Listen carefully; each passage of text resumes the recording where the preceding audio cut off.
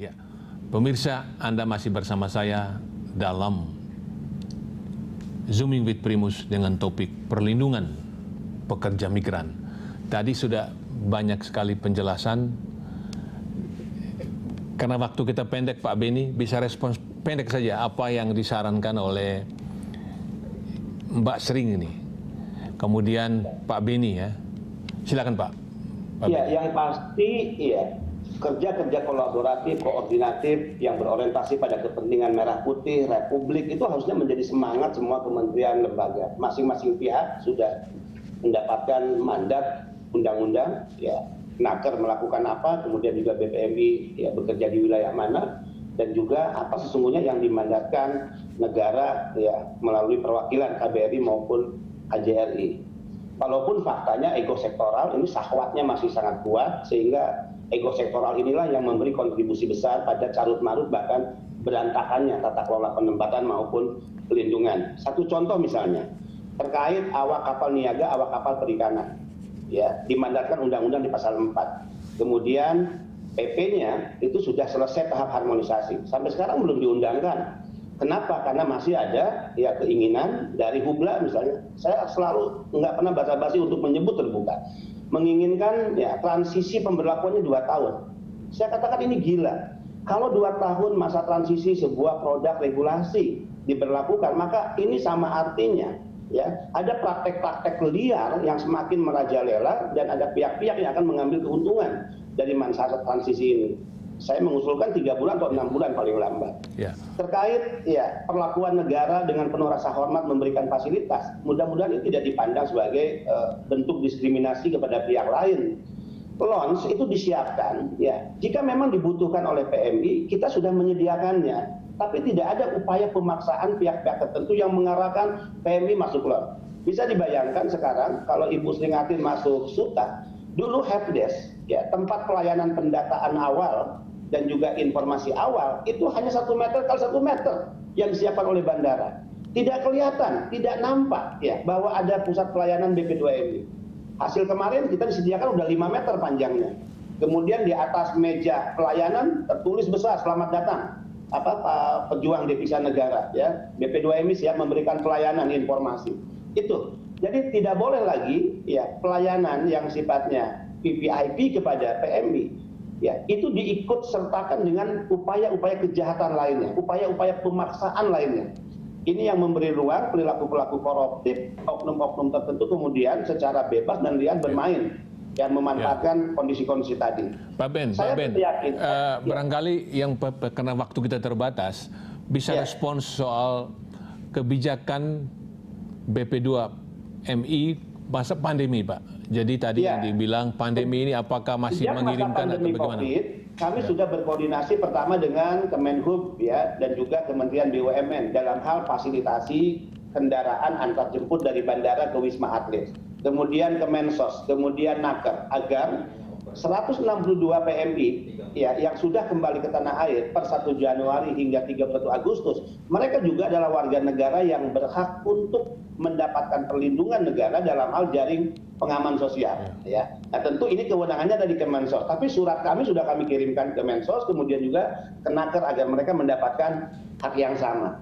Pusat pelayanan pengaduan Ibu Sri ya kita punya 2 nomor hotline ya luar negeri dan juga Halo PMI yang bersifatnya gratis dan pelayanan ini 24 jam sehingga kita bisa ya mendapatkan pengaduan update real time day by day.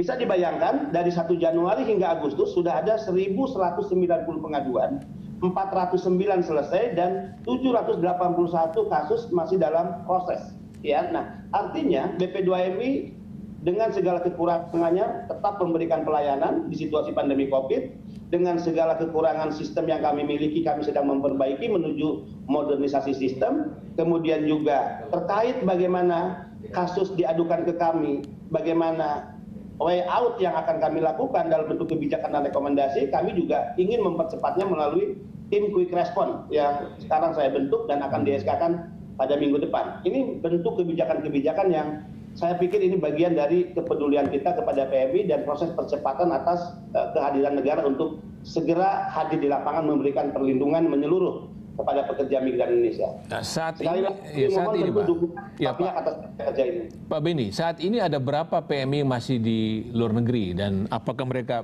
kembali dan bagaimana yang akan berangkat lagi? Bagaimana sekarang Ya, soal? tadi disinggung oleh Mbak Sting ya bahwa negara tidak boleh memberangkatkan berorientasi pada penempatan, karena memang keinginan bekerja di luar negeri itu tidak bisa dilarang oleh negara.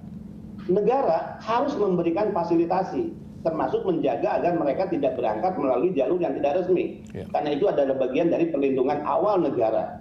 Sehingga kami juga menyiapkan sebuah skema penempatan bagaimana mengirim tenaga-tenaga para pekerja migran yang terampil dan profesional, kemudian semakin menekan dari tahun ke tahun penempatan pekerja yang di sektor domestik misalnya. Nah, tentu dengan menyiapkan pelatihan-pelatihan, penguatan keterampilan kepada mereka, penguasaan bahasa, mereka harus paham tentang undang-undang ketenagakerjaan negara setempat, kultur dan budaya negara di mana mereka bekerja. Ini juga yang harus secara terus-menerus dikuatkan kepada para pekerja migran Indonesia. Ya. Ini menjadi program idol kami BP2MI. Ya, dan saat ini masa pandemi COVID-19 yang masih positif masih meningkat, ini stop. Ya. Pengiriman sekarang berhenti, yang formal, atau masih dilanjutkan saat ini? Kepmen 151 pada awalnya ya menunda keberangkatan. Kemudian keluar Kepmen 294 di mana ada negara-negara yang menerima tenaga kerja asing masuk ke negaranya, dan Kepmen tersebut akhirnya membuka ya penempatan, dan ini juga desakan dari para pekerja dan rakyat yang ingin segera berangkat ke luar negeri yang tertunda keberangkatannya karena pandemi Covid.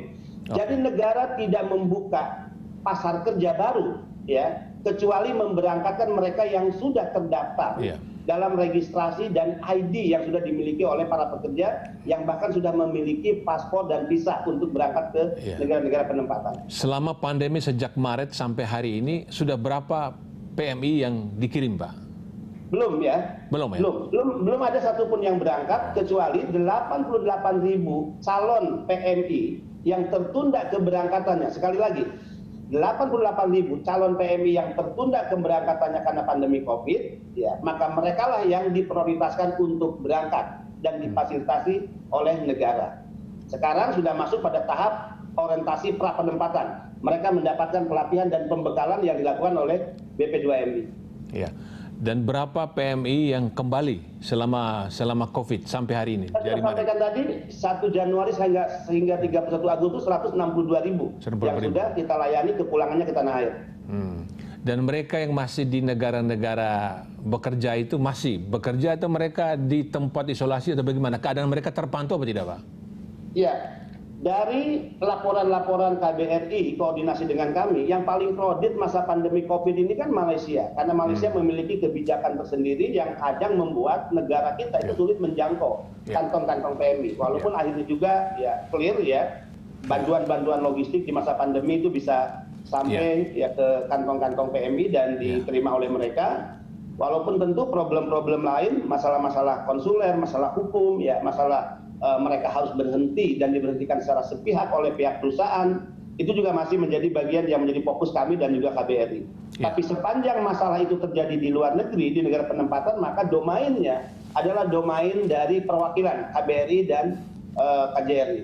Ya, pemirsa, menarik sekali diskusi tentang perlindungan pekerja migran ini. Karena itu kita membicarakan tentang nasib kita sendiri. Setelah 75 tahun Indonesia merdeka, ternyata kita sebagai negara besar masih kesulitan memberikan lapangan pekerjaan kepada bangsa sendiri. Nah, mereka yang bekerja di luar negeri bukanlah cita-cita, tetapi keterpaksaan karena di dalam negeri tidak mendapatkan pekerjaan. Tadi dijelaskan oleh Pak Sering dengan jelas sekali. Oleh karena itu, sesuai dengan konstitusi kita, undang-undang kita, warga negara Indonesia yang bekerja di luar negeri harus dilindungi dari hulu sampai hilir. Pak Beni luar biasa tadi bicara tanpa takut menyebut oknum TNI, oknum polisi, oknum pejabat mana yang backup itu akan disikat. Kita menunggu disikat, Pak. Tetapi yang penting juga catatan Pak Wahyu Susilo tadi, bahwa bagaimana organisasi di desa, karena rekrutmen itu yang jalan tikus itu, yang termasuk perdagangan manusia itu di desa itu. Kalau itu nggak dibenahi organisasi, maka yang ilegal ini akan berjalan. Kemudian dari Pak Ahmad Sulintang, saya pikir BPJS Jam Sostek ini kan sudah lama usianya dan sebagian yang kesehatan sudah pindah ke BPJS Kesehatan.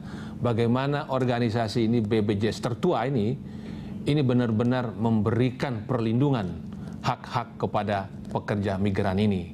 Dan saya tutup, saya mengutip Mbak Sering tadi bahwa okelah kita bangga pekerja migran ini adalah pahlawan devisa, tapi jangan lupa di atas itu mereka lebih penting diperlakukan sebagai manusia, pahlawan keluarga mereka.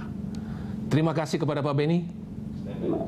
Luar biasa Pak Beni. Terima kasih kepada Pak Ahmad Sulintang, Pak Bayu Susilo. Terima kasih Pak.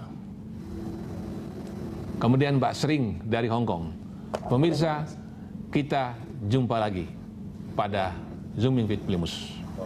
Waktu saya kembali kepada Rolando.